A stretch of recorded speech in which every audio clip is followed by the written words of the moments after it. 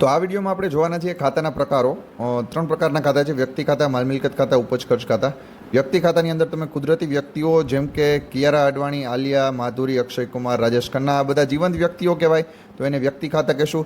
Plus કૃત્રિમ વ્યક્તિઓ એટલે કે રિલાયન્સ કંપનીનું ખાતું, ટાટા કંપનીનું ખાતું, માધવ એન્ટરપ્રાઇઝ, રામન શ્યામ ગોલાનું ખાતું, રાઈટ. તો આ બધા કૃત્રિમ વ્યક્તિઓ કહેવાય, કાયદા દ્વારા અસ્તિત્વ ધરાવતા હોય, તો આ બધાને વ્યક્તિ ખાતામાં સમાવેશ થાય છે.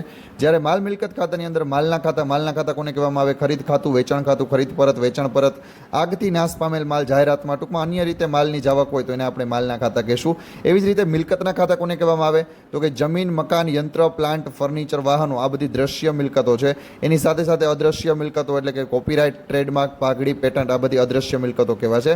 સાથે સાથે ચાલુ મિલકતોનો પણ સમાવેશ થાય છે, જેમાં દેવાદારો, રોકડ સિલક, બેંક સિલક અને સ્ટોકનો સમાવેશ થાય છે. તો આને કહેવાય છે માલ મિલકતના ખાતા. હવે આપણે વાત કરીએ ઉપજ ખર્ચ ખાતાની. તો ખર્ચના ખાતા કયા કયા છે મિત્રો? તો કે મજૂરી, ગાડા ભાડું, દલાલી ખર્ચ, ટપાલ ખર્ચ, સ્ટેશનરી ખર્ચ, પગાર ખર્ચ, ઘસારો, આપેલ વટાવ, વીમા પ્રીમિયમ, આ બધા છે એને ખર્ચના ખાતા કહેવાશે. અને સાથે સાથે ઉપજના ખાતા મળેલ વ્યાજ, મળેલ વટાવ, મળેલ ડિવિડન્ડ, મળેલ ભાડું, મળેલ કમિશન કે મળેલ દલાલી, તો આ બધા છે ઉપજ ખર્ચ ખાતા છે. આટલું તમને આવડે મિત્રો તો ખાતાના ત્રણ પ્રકાર અને કયું ખાતું છે, કયું ખાતું છે એ કયા ખાતામાં આવે છે એનો પણ તમને ખ્યાલ આવી જશે. બાય બાય, જય હિન્દ, જય ભારત. વિડીયો ગમ્યો હોય તો લાઇક કરી દેજો. જરૂરથી તમારા 5 મિત્રોને શેર કરી દો, 5 મિત્રોને શેર કરી દો, જેથી કરીને મને પણ મોટિવેશન મળે. બાય બાય, જય હિન્દ, જય ભારત.